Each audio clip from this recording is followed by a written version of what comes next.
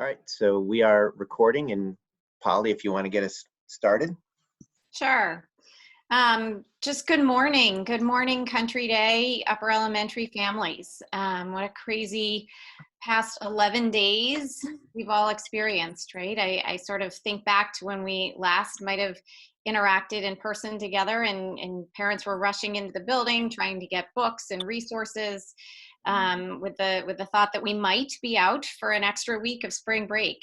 Of course, now we're all sort of sifting through the information that comes in daily as to what our world is really experiencing. And I think we thought it would be helpful for all of us to provide a venue for you all as parents to come together and just talk about what you're experiencing in your houses, what your kids are experiencing. We're fortunate enough this year to have Dr. Jeff DeTesso as our head of counseling. He's the upper school psychologist. He's up there. Laura Moore, who is our middle school counselor. Division heads, obviously, Jackie Jenkins, and our newest addition, Nina Bassinet, who I believe is on the call as well. And Adam Rohde is a part of this as well. So a lot of people wanting to get together and talk about how things are going. I think the biggest takeaway for us as well as for you all is really to just know that we're all in this together. There is no perfect person, no perfect parent, no perfect teacher. And we don't know all the answers, but together we're going to support each other. And that is really one of the things that makes Country Day so super special, either to work as a part of that community or be a parent. So I think for the next 50 minutes or so, we'd love to set aside some time to hear from you, hear what you are experiencing, but also how you're managing. Give us some ideas so we can certainly all benefit from one another, right? Jeff, do you want to take everybody through kind of the protocol here? Sure, just from a quick protocol piece, as you logged in, you can see that all of your microphones have been muted. And the reason for that, the main reason for that, is that if you have them open, the background noise sometimes becomes significant, and then you'll hear like a reverberation. So what we're going to ask you to do, if you have questions right now, is to click the chat button down on the bottom part of your screen. And if you click on that, send the question to everyone if you're comfortable. If you're not comfortable, you can send it individually to, either to Polly or myself, or to Jackie, or to Adam, or to Nina, or to Laura. And we will try to answer it to you privately. What we'd like to do is take those questions and then read them to the group and then begin to answer them, and we'll take the first stab at them. But what we would really, really love to do, and what we're encouraging you to do, is for you as parents to jump in as well. We'd love to hear your ideas.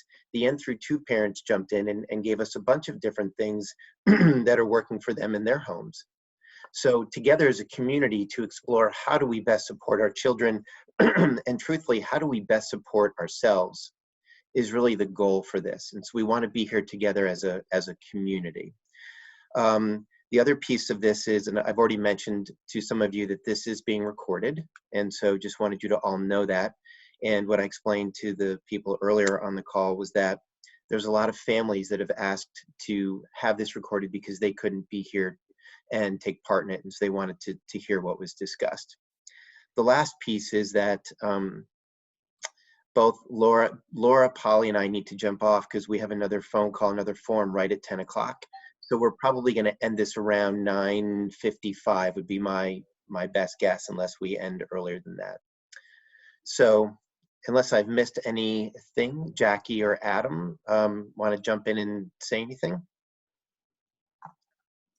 I would just like to say it's so great to see you all. I'm so used to welcoming you to the front door or at pickup at the end of the day. It's great to see you and to know that hopefully you are all physically healthy coming into this call. So really, it's great to see you.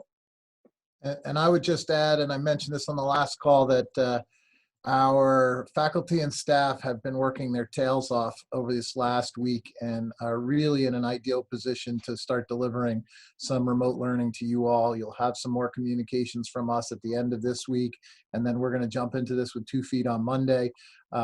Jackie has done an amazing job at thinking about this nursery through 12, and whatever age your children are, they're in for a unique experience that we feel good about. And I'd also let you know that as we roll this out in terms of the remote learning, we will be sending a survey out at the end of each week, and we really do want your feedback. And we feel that this was a work in progress, and so as we start to see something is working, that'll be great. But when we see something is not working, we do want to course correct and move in a direction that makes sense for everybody. So your feedback as we start to experience this with your children will be, it'll be hugely helpful to us.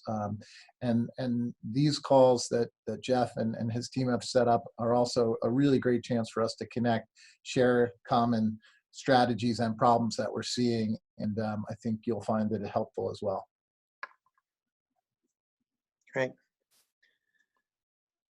So the way that I think about this is that, and I described it this way to the N through 2 forum, is that this is really like an Adam Rohde town hall. And really what I'd like this to be is for parents to start throwing out questions or concerns or things that they're seeing, or what are topics that you'd love to jump into.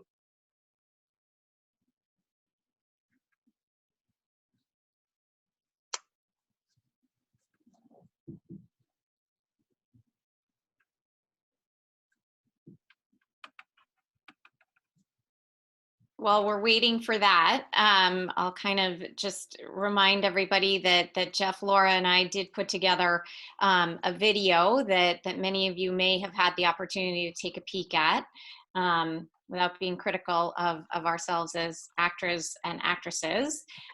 We really felt that there were some topics that were important for parents to just even remind themselves about. You might know sort of what to do, but sometimes we forget as parents, right? How to communicate to our kids, what's important to communicate, what's not, how much information should we be communicating, how do we do that? Is it sort of a one and done, or should we circle back and continually kind of check in with kids and find out how they're doing? With our 3 through 5 age group, I think that is important. You know, they are a little bit older, they can understand a little bit more, they might have more concerns than some of our N through 2 students. I think really important to have them know that you're there and available. You know, just even how was today? What was the best part? Was there a part that didn't go so well? Was there a part you worried about? Was there a part that was super silly? So we put together, as I said, that video, also talked a lot about the schedule of the day, especially as remote learning starts. And Laura had some great suggestions as to, you know, how to make that more manageable. So hopefully people have had an opportunity to take a peek at that. And we'd love some feedback there. Great.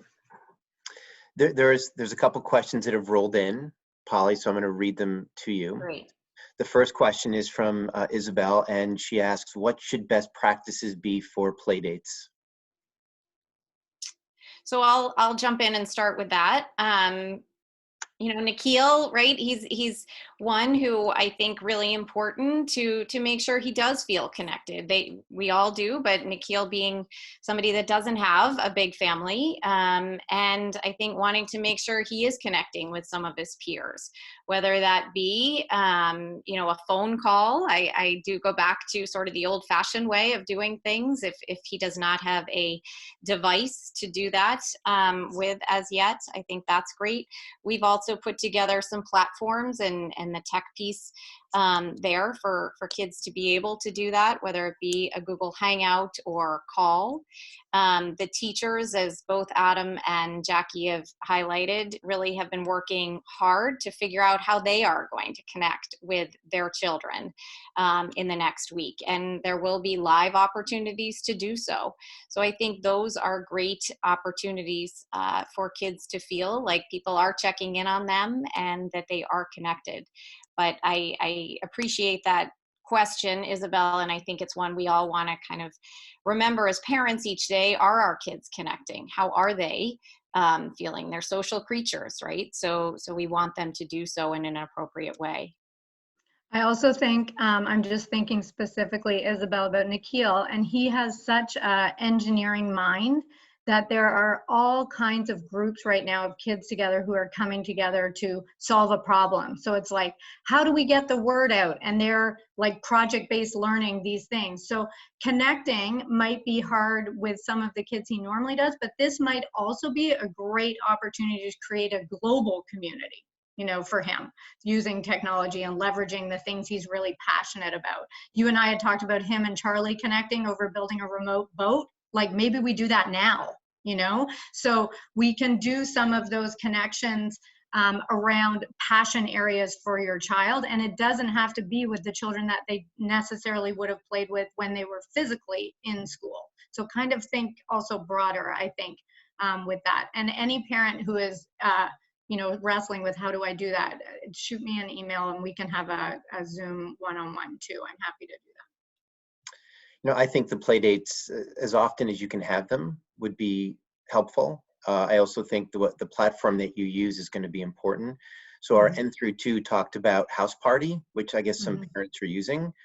Will Real is on this call. Will is one of our tech experts, and our last call was a guy named Doug Malillo, and Doug was talking about how Zoom is encrypted, and so is Google Hangouts, and so they're a little bit safer than House Party because we don't know where that data is going and who's looking at it and who's reviewing it. So I would just say, if you do any kind of electronic, you know, virtual play dates, you do consider, you know, what the safety of those types of platforms.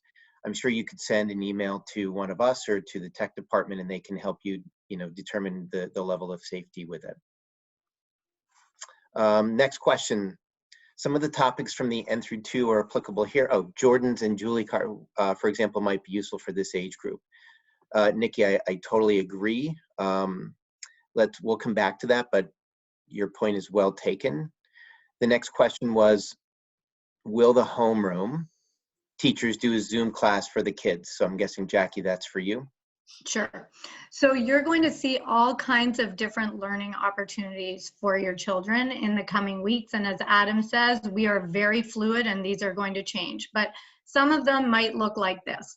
They may watch video recordings of their teacher and then do a flipped classroom. So for example, 4th grade, Maddie Garcia is pushing out some math lessons where the kids are watching a video and it'll say, pause your video now.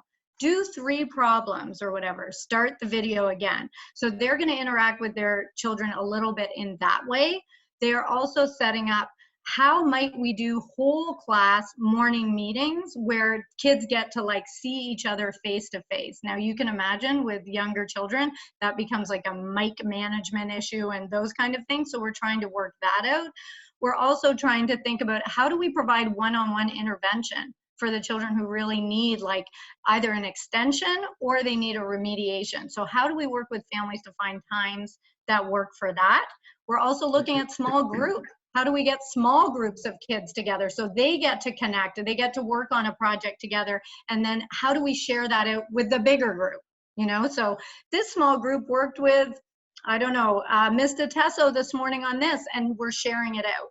We will not be recording any of the live sessions that we do with students just to protect privacy, but we do want to find ways that if small groups are working, we can share that back out with the larger group. So there's going to be lots of information coming about live interactions. Scheduling that is a little bit tricky in the upper elementary school because we have many families who are sharing devices. And so we want to be mindful that we're providing opportunity, but we're not creating stress in a home. Our goal is to have your child touched once, touched 3 times a week live. So that's our initial goal, 3 times a week live. And that might not always be with the homeroom teacher. That might at times be with a specialist teacher. So if you have a child who's particularly missing PE, they could work out with a PE teacher, you know, and we're going to set some challenges and things like that. So there's lots of information about live connection coming your way. I hope that's helpful. Great. Adam, I'm guessing this question is for you. Has GCDS been coordinating with the other independent schools in the area as to how to roll out distance learning best practices, etc.? Yeah, we're doing 2 things. One is there are a number of schools across the country that are 2 or 3 weeks ahead of us in terms of when they started rolling out remote learning, and amazing amounts of material and listservs and webinars that have gone across the country on successes and failures as they related to distance learning. In particular, very much monitoring what's happening with the Greenwich Public Schools as well, who are a couple weeks ahead of us on their distance learning. And what's been consistent is almost everybody rolled it out and then had to kind of reel back pretty quickly in terms of time expectations and found all kinds of second and third order questions that they hadn't thought about. So we've been lucky to be able to harness that information and hopefully roll ours out, having incorporated that thinking into what we're doing. We talk to our local brother and sister schools about what they're doing. We monitor the kinds of information that they're sending out to their parent bodies, as well as what we're sending out. That's all sort of shared material. So we think we have a pretty both robust and age-appropriate program ready to roll. But as I said, we know we're going to make mistakes along the way, and they're only going to be serious mistakes if we don't, of course, correct quickly. So we'll need to hear from all of you as we do that. And then the last piece on all that is we've also been working pretty hard about equity issues and making sure every one of our students has access to internet, has access to technology, computers, cell phones, iPads to be able to execute the distance learning. So if you're aware of people who might be struggling with that, please connect with us so that we can help with that process. Can I just jump in there? Sure. Every upper elementary family, in fact, every family at GCDS will be touched before Friday to ask a series of questions about readiness. So you should expect to have an email, or you may already have had an email or a phone call from your homeroom teacher asking a series of questions, which we're putting in a document for tracking to see if there are areas that you require support before we even launch. So so expect that either in your inbox or in a phone call before Friday. Great, thank you. Parents, I do want to say, if you have a follow-up question to any of the comments that are being made, please unmute yourself. I think this would be a good time to unmute yourself and ask your question. I think putting it in the chat at this point in time might be too difficult if it's a follow-up question. So let me go on to the next question, or the next comment, which is from a parent who says, here's something we heard our son say yesterday. This is him quoting, "I sort of feel like I'm locked in a cage and I want to get out. Can you speak about how to help a super social kid at this time? Are there any strategies?" So I'm going to jump in there if that's okay, and just say, I think validating, right? Saying, I feel that way too at times, right? I can totally appreciate that you are frustrated that you can't go outside when you want to, or you can't go and visit your pals when you want to. I'm frustrated too. How does this affect you? Sort of empathizing with children, super helpful to help them realize, you know, you're in this with them. And then kind of turning it a little bit and saying, but this is what we can do. We can pick up the phone and call somebody. We can even do a little FaceTime with grandma who might be feeling a little bit locked in as well. I think just really recognizing that kids have many of the same feelings that we do, and really helpful for them to see us as vulnerable and how we get through it, how we are able to kind of push forward, because we have to. And I I could just think, add to there, Michael, I'm sure Paul is getting a little stir crazy. I'm going to keep saying the word routine. And I think part of what we all need to help the kids establish with routine is that social interaction is part of your daily routine. You have to think about it and plan for it. So maybe sit Paul down and figure out, especially when school starts, this is the school part of the day, but that's just part of it. Now we've got to figure out, again, your chores, being with your family, connecting with your friends, and how are we going to schedule that and take it seriously. And so that they know every day that's going to be something they're looking to do, is to engage with their friends in some way. I was just going to say, when you have a child like Paul who's so articulate, you need to celebrate the fact that he could feel that and verbalize that. So he had the ability to say to you, this is how I'm feeling. And then from there, you had a lot of places to go. I think for other parents, they may not have a child who is saying, this is how I feel, but they are seeing behaviors like that. So maybe, Polly, could you speak for a second? Like, what kind of behaviors might a parent be seeing if their child is feeling like what Paul articulated so well?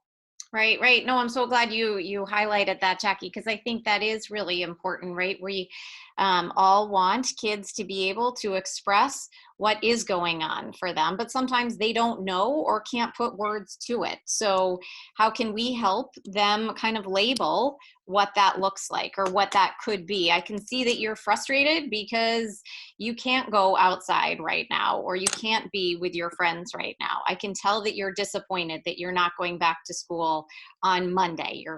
I just really being there and being clear with them, not necessarily judging them, but just owning it and labeling it, really important. And I think some of the things that we talked a little bit about in that video that the kids may be experiencing are just that. They could be being quite nervous about how things are unfolding, and that they really don't have the control to make change or be able to navigate further. So how can we help them with some of those things? The behaviors that we talked about were some irritability in kids. Sometimes kids have difficulty sleeping, difficulty with even just kind of being regular eaters, not necessarily on a schedule, but they could have a decrease in appetite. They could even be defiant or oppositional, right? So those are some of the behavioral things that you may be experiencing in your kids. Little rudeness, little sassiness, that you may not have experienced in the past. Always fun. Or you may have experienced in the past. So sorry to cut you off, Polly.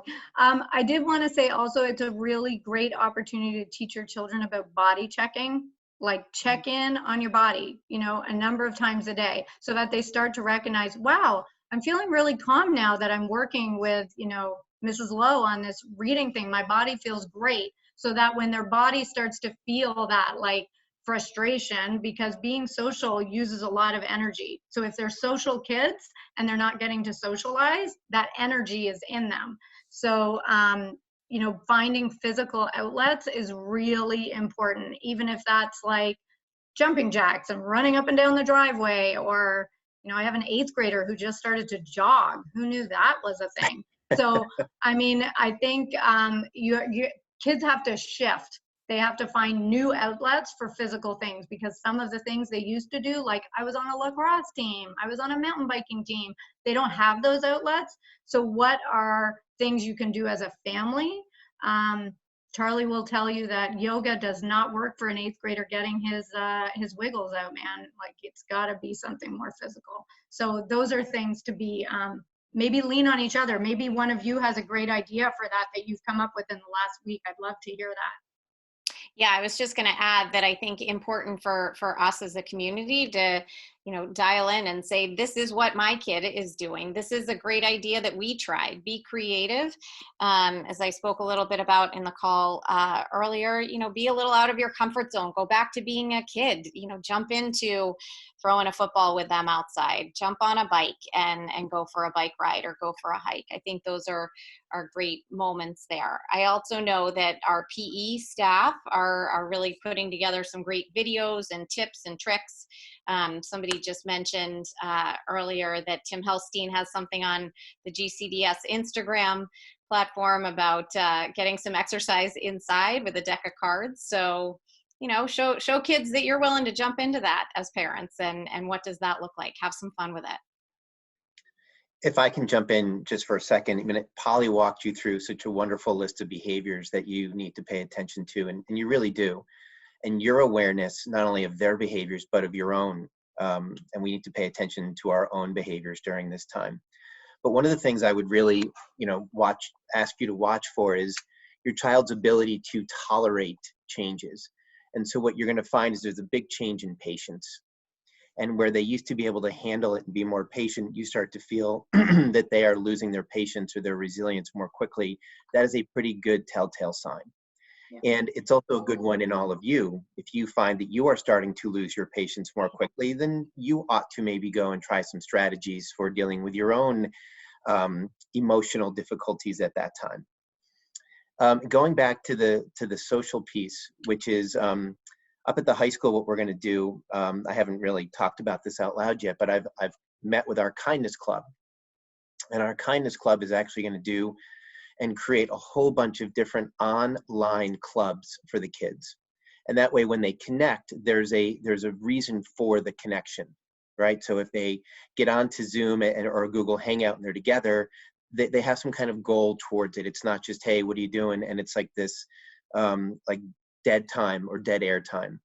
So when I start thinking about 3 through 5, one of my thoughts is, what if they got online and maybe with a group of friends and their goal was, today we're going to learn magic, right? And so someone shares their screen and they go onto YouTube and they watch all these YouTube videos on learning magic tricks. Or maybe it is engineering, or maybe it is X, Y, or Z, but they find that thing that connects them. And then when they get online together, they can share a screen and they can all watch it together. And so the social piece becomes something to look forward to, other than just, hey, you're going to get online with your buddies at 4 o'clock, and then there's not a whole bunch of conversation that's going on. This gives it a direction. It brings them in, and it allows them to communicate about a certain goal that they can decide. They're in charge of it. It's their activity that they're interested in. So just another idea for that social piece going forward. Any comments on that, parents? Any thoughts? Anything to add on that before I read the next question? Okay. Hi, everyone. Hello.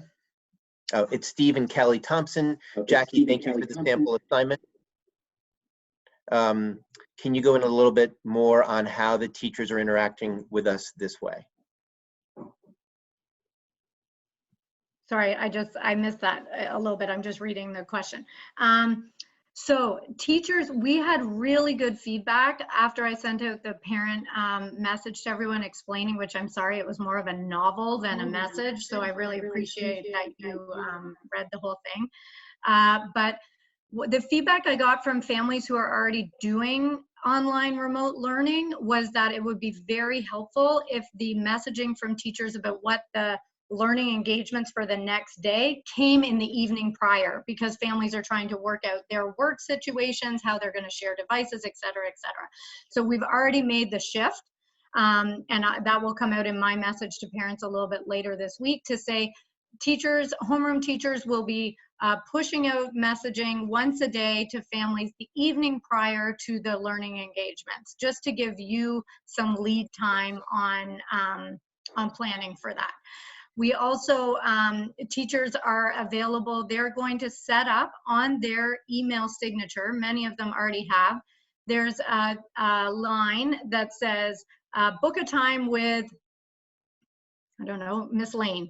And so you can click on that, and then your child will be able to book a one-on-one session, or a parent can book a one-on-one session if you need to have a quick chat. Those sessions are set up for 15 minutes. 15 minutes on a video call is actually very long, so you can get through a lot. If it's like an intervention, like helping a child understand one of the assignments, 15 minutes is great. If a parent has a quick question, 15 minutes is great. If it's not, of course, in that 15 minutes, you can always set up another time to chat. So teachers are going to be available for Zoom conversations, face-to-face. Teachers are going to be pushing out lessons the night prior. Adam and I were talking also about how might we engage families in more of these kinds of conversations, like a fireside chat kind of idea, so we can have the conversations to follow up on survey results. So your teachers are available. One thing I can tell you, because I have been talking with teachers nonstop for the past week, they are dying to see the children. They are so eager to know that your kids are okay, and for the kids to know that they are thinking about them. So they're busy working on their welcome back videos. And I think the best thing someone said to me was, you know, it's kind of like starting a new school year. And then another person said, no, it's not. It's like starting a new school, because it's not just a new year, it's like in a whole new way. So I think this first week, we're really saying to families, like, go slow.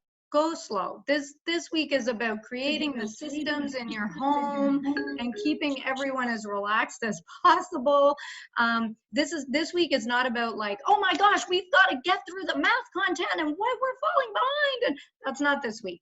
And your teachers are there to help you with this week being the go slow. That's what we do in the classroom when we start the first week of school. We go slow to go fast. So we're going to go slow this week, and your teachers are there for you.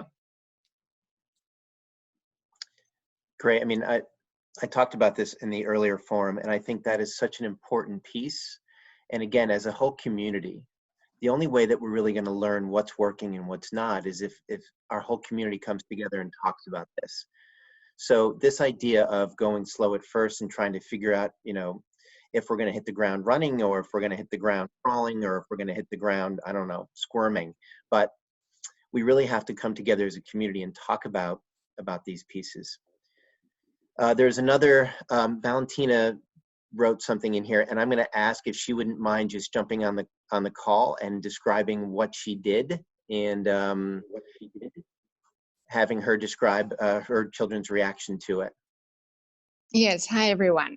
Thanks for the forum.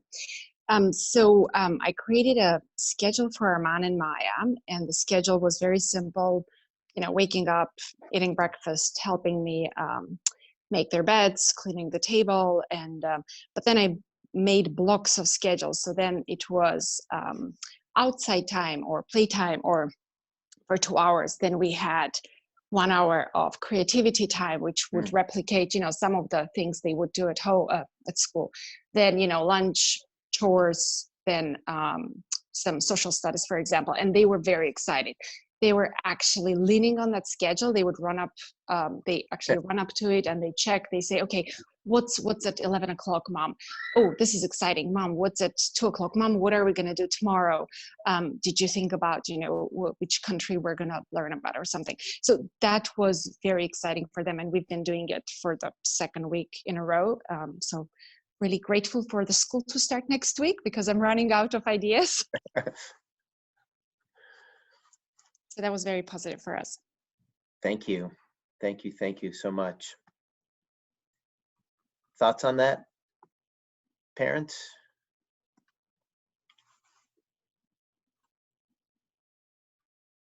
So I'm just going to jump in and say, well, I love the schedule, and we all need a schedule, and we all need to know that sort of what comes today, what comes tomorrow, not necessarily looking, you know, weeks down the road, but feeling like we have some control over our day. But let's be mindful that sometimes we need to put it all aside and just say, you know what, let's just scratch this for now. Let's sit down and play Monopoly, or let's go for a hike. Let's get outside. So I do love sort of the balance there. Can I just jump on with the schedule? I just came off a call with the 4th grade at 7 a.m. this morning. My Zoom hours are long, it seems right now, like everybody else at GCDS. In that, they were saying, we have created so much incredible content, like just amazing stuff that we're pushing out to the families beginning next week. We're a little worried that we're overwhelming. So I feel like that's an important thing for you to know when you start receiving these communications. There is essential things that you will need to do every day. One of those is complete the attendance protocol, which is in there. That's something your child can do themselves. It's going to be a quick game thing that they do with their teacher. That's like a mandatory must happen. Your children need to read every day. You know, that is not a thing that you can choose that it doesn't fit in your schedule. And your children ideally need to engage in other core content areas, math and a reading piece and a writing piece. If it turns out one day you're like, we just can't make it work, like the dog is sick, the kids are cranky, that we're playing Frozen 2 5 times today because that's what we need, that is okay. That is okay. That's, for me, I'm like, we're moving into the school of life. So we are looking for skill development that comes from being outside of school. Like, how are you resilient? How are you caring for other people in your community? How are you like reaching out to try and be a problem solver? How are you being your best self? That's what we're like grading and assessing and whatever. The academic piece, all of your children are doing great. If they weren't doing great, you and I have already spoken. So they are doing great. So right now, you don't need to be worried about like, we're losing days on like skill development. Please don't worry about that. Please don't worry about that. I cannot state that enough. Now, if you have a very independent child and you have lots of technology, so your child is going to be independently working through all of the things that we send out, fantastic. Go for it. Do as much as you want. If you're a family who's like, I can't manage that, great, no problem. They're going to be just fine. Because when we get them back in our hands and we can actually really hold them, we are going to find them where they are and we are going to move them to where they need to go. So please, I hope that's an anxiety reducer for you, and I also for your children, because they're going to be logging into Google Classroom and seeing all of these learning engagements that we're putting forward. And I do not want them to feel, I have to do all of this work. Oh my gosh, I can't do all of that work, because then we're going to be dealing with behavioral issues. We're going to deal with anxiety. We're going to have a whole other problem coming through. So the only thing that is absolutely mandatory is attendance, reading every day, and engaging in ideally math and a writing and something else. But just please, like, low expectations for week one. Take that, some loving kindness for yourself. Mm-hmm. So if I can just even jump in and sum all of Jackie's wonderful wisdom up, I think all the research that we continue to read on remote learning is really that it has to be a balance of the mental health as well as the curriculum. And at the end of the day, Adam's always pushing us to say, what do we want to see in our children that are graduating from Country Day?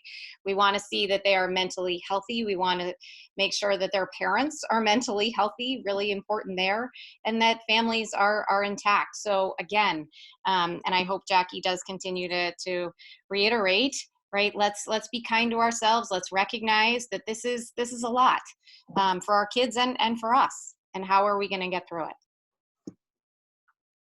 100%. Ellen put something into the chat again, which talks about the schedule. And as you can see, the schedule it just couldn't be more important. And I know Laura brought that up earlier, but making sure that our children are on a schedule is so important for them, so they know what to expect every morning, every afternoon, every evening. The more that we can do that, the better off. Let's see. Emily, who's our high school librarian, wrote in, gave us some online resources, free to all. So that's there in the chat if you want to copy that. And then Ellen wrote, every night we do a family thing, read aloud, or a board game, or a TV show that the kids choose. So again, part of the schedule. And I was talking to the nursery through 2, and I was saying that there's 2 things that I love for families to do. One is to sit down with each of your children and ask them what their top 20 favorite activities are, right? Make them make a list with you. Having that list is such a bonus, because at some point in time, they're going to come to you and they're going to say, I don't know what to do. And they're going to use those 3 famous words, I'm so bored. And you're going to say, great, let's take out your list of top 20 and let's pick a couple that you can do from that. right? And so that can be coloring, that can be video games, that can be, and I can't believe I said video games aloud because everyone knows what my thinking is on this type of stuff. But at this point in time, I get it. But have that list and take that list out and let them have some of those, do some of those activities. And the other thing I love to do with families is get a jar, have your family sit together, write down 30 of your favorite family activities. It might be play Monopoly. It might be play, I don't know, hide and go seek around the house. It might be whatever it is. Put those on different pieces of paper, crumple them up, put them in the jar. Every night, go to that jar, take the one piece of paper out, read it, and that's the family activity that night. So again, it's on the schedule. It's something to look forward to. It brings the family together. It's social. Again, just some other fun activities that at least put something on the schedule and brings the family together. Can I just add on that? I think Yeah. family long-term challenges are good at this time too. You know, in our family right now, we have a backgammon challenge going on, and that's always a go-to. You know, when there's 20 minutes, it's like, oh, okay, let's play. I'll share with you that I'm losing. But, you know, I think challenges like that are good. Even we've started like a fitness challenge because I'm finding I'm on Zoom too much. And those of you who are working are probably finding, you know, your hours are longer, your days are longer, and you're sitting more. And so we thought, okay, like we need to kind of motivate each other through some of these challenges to get things done. And I think asking for what you need in your family is important too. I have said Charlie is 14 and Megan is older, and I had said last night, like, I need you guys to do dinner. Like, I have meetings and I'm tired and I need you to do this. And I think being vulnerable ourselves is a really important thing for our children to see, that this is hard for us too, and that we are asking for what we need, you know, because otherwise it comes out in very unhealthy ways when I'm making dinner saying like, I'm always the one making dinner, right? So rather have the foresight and ask for what you need, and your children will rise to the occasion. In the same way the teachers, they have risen to this occasion in a way that will blow your mind starting next week. So your children will rise to the occasion too. All right, we have some more great questions on here. But before I even go to the question, I just want to read something that Erica wrote. And Jackie, this is so important for you to hear. And it said, Jackie just made me feel so much better. Well said and from the heart. And, you know, I think part of why we want to have these forums is exactly for this reason. And I want the community to come together and be able to hear these things and talk about these things. And if it made you feel better, clearly there was something that you had been worried about for a little while that Jackie was able to put at ease. So again, community, come together. Let's talk about these things. Put them on the table. Let's have our division heads, our headmaster, the mental health team get together and talk about this. Super, super important. So Erica, thank you so much. I see Nina made a comment about the information that Emily shared with us and the virtual field trips, which are pretty cool. Those virtual field trips are really cool if you haven't done them yet. So super great. Jen sent me a direct question about if you have a different age range of students, and yeah, that or children, that makes it a whole different ball game. So playing Monopoly with a 2-year-old is probably not going to work, probably not. But what I would suggest then is that maybe you do 2 back-to-back, and the initial activity is one that's really geared towards the younger child, and you incorporate the 11-year-old or the older child into supporting, helping, parenting, supporting the younger child, and so that they're part of the activity for the 2-year-old. And then later in the day, perhaps there's something there for the 11-year-old or for the older children to do with the family. But you're right. I mean, it's nearly impossible to sit with an 11 and a 2-year-old and play the same exact game. But you can certainly have your 11-year-old help you support or structure time with that 2-year-old that both may get something out of it. So I don't know if that was helpful. If you want to jump in and ask a follow-up question, please feel free. I would tell Jen, I know Bryn, you should pay Bryn. Just pay her to help take care of the little one. I'm going straight with bribery at this point. There you go. I want to have a comment. I want a quick comeback, and nothing's coming to mind. She gave me an LOL. About the paying, yeah. Yeah. Look, it works. Sometimes it works. I'm not so proud not to say it.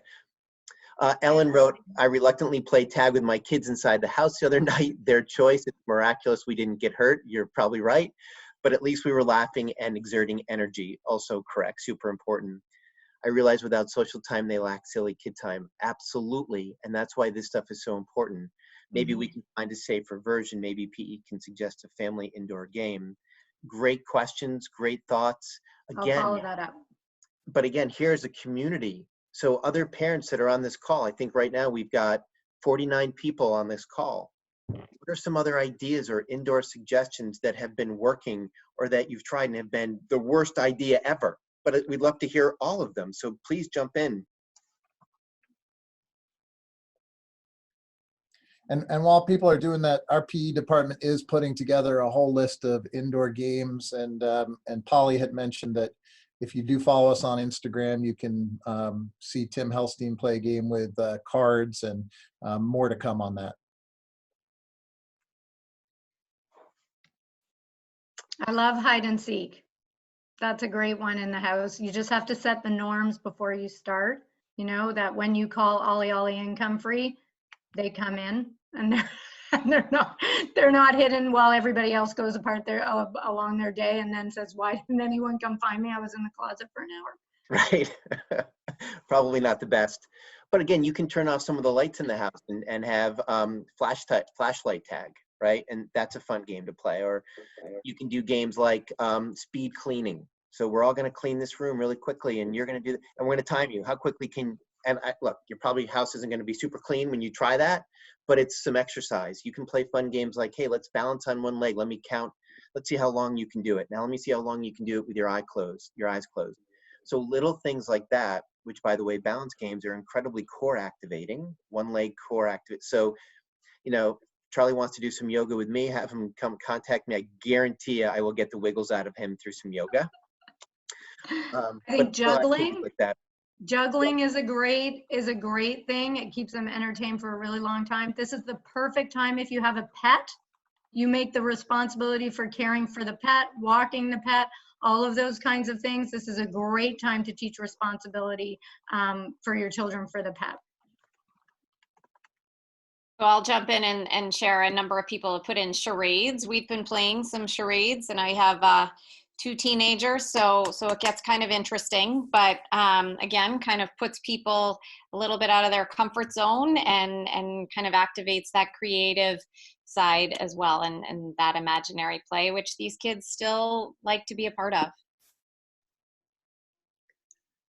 All right, I'm just reading some other comments. Good ideas. Very grateful for this forum and this amazing team of educators. What I'd love to be able to do with this forum, and I know our team has talked about it, and Adam and Jackie, is maybe we do something like this once a week. You know, we set these up, come back on.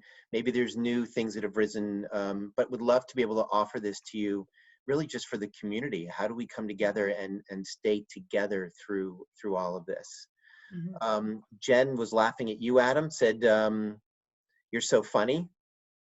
So I just wanted you to what my wife says. Adam. Let's see. We have the same issues with various ages. Our oldest has become the teacher for the youngest kids. Perfect. Hide and seek and card games, indoor penny hunts. Love it. We've been playing charades as a family, and our daughter has played it virtually. Yes, that's on my list for the high school kids. Awesome. Charades, Scrabble. Can Mr. Rohde do one of his fun-loving videos we can share with our children? We got that coming. That's coming Friday. The live stream by Mo Williams at 1 p.m. on YouTube each day is great. The kids can do it for 30 minutes. He leads it entirely. And then the next one is from Kelly. I guess, Kelly, is your mic not working? Kelly Thompson? Okay, maybe not. I wonder if somebody can find her and unmute her. Oh, Kelly, it looks like your mic is off. Well, Kelly's comment actually is one that I think we can probably and already are exploring at Country Day a little further. She says that she has a friend who works in a nursing home with isolated residents, and her 2 children have been filming daily performances for them. wondering if there's an interest in the community to help send some of that filmed talent. So I think writing letters to some of these people that are really locked in, super important. And I know Jen Denali's thinking about a couple different options there. Great. Love it. I am loving some of these ideas. I don't know if you all can see the chat, but reverse scavenger hunt. What a fun little activity as I'm reading through the direction. Erica, the 4th grade girls have been great about communicating on House Party. Very important that they stay social on this app. There are some games, which is nice. Again, Erica, we had talked about this in the earlier one. The only thought about House Party, there's a couple of things. One, it limits the number of people who can be on that. And the number 2 is not sure if it's encrypted, and we don't know where the data goes if you're on that one. Zoom, Google Hangouts, probably safer because they're encrypted. But yes, important to stay social. We started watching family game shows. Ellen's Game of Games, The Wall. Oh my God, so good. Can I jump in on the service one for one Yeah, minute? please. So, I've talked a lot about children of this age and how they feel very strongly about issues, and that they are coming into that age where they want to change the world and they feel empowered. So a situation like this is exactly when they feel completely lost and there's no sense of power, right? They have lost all control essentially of their life, and everything is being dictated for them within the home. So if you can find opportunities for them to do service and feel like they are doing good for the world, like even if it's, grandma and grandpa are really, stuck in their home, if every day you could do a juggling one day and another thing another day, you're really helping them. You are making the world better so that they feel in control of something. So the idea, I love the idea of connecting with, a home where people are not able to get out, or writing letters. Jen Denali is sending some things out. It's very different kind of service than what our children are used to. Advocating, like write a letter to the newspaper about why all schools should be providing education to their kids right now, because kids need it. Like, get them active advocates, like go kids. Your kids at this age, that's what they love. They love to feel like they're changing the world. So what's something they can do, an area they feel passionate about, that they can get involved with through this virtual situation? Yeah, great. I'm going to jump in just really quick because I'm looking at the time. And so I'm going to do a couple things. One is, Polly, I'm going to make you the host of this meeting so that when I leave, it won't end. Great. And that way this can continue on for a little bit longer. The other thing I want to say just before I jump off in 2 minutes is that, Melissa, I read your question, and I think your question is a super, super important one, and one that we can't lose sight of. And that is what the parents are feeling and their anxiety and what they're bringing to this table. And, what I was saying to the earlier group was that if you start making a list of all the things that you are anxious about, that list starts getting really, really long. And I don't have the time right now to jump into that, but I do think that's another call where we talk directly to you all about what's going on with you and your anxieties and how are you dealing with them. And this is such a bad analogy because everyone uses it, but when you're in an airplane and those oxygen masks come down, they always say, put yours on first. And that is super true. If you are not dealing with your own anxiety, you are then role modeling that to your children. And so learning to manage your own stuff first becomes critically important. So I'll be glad to have a follow-up with you. I'm sure Polly will be glad to have a follow-up with you. I don't want to say that to you, Polly, but I know you well enough that you'd be glad to take that phone call and see if we can't start walking you through some of it. But I do think a forum would be really for all of us in this one area. And with that, I think Laura and I should probably jump off this phone call. But before I do that, I'm gonna make you the host, Polly. Okay? Yep. Make host. While Jeff's doing that, I also have to jump off for a call with the 5th grade at 10 o'clock. But I did want to say, Nina and I are here for you. Polly is here for you. Adam is here for you. Jeff is here for you. We are all here for you. And any question you have or any feeling you're feeling, we are all feeling. Like, we are all feeling, and this is where I get like very emotional. But so reach out. Reach out. Okay, I gotta go. I'm gonna go. I'm not crying because I'm sad. This is just me. Which you'll all get to know in year 3, 4, 5. But reach out. We are all feeling it too, Melissa. All right, I have to run. Bye, everybody. Bye. Thanks, Jeff. Yep. So I'll log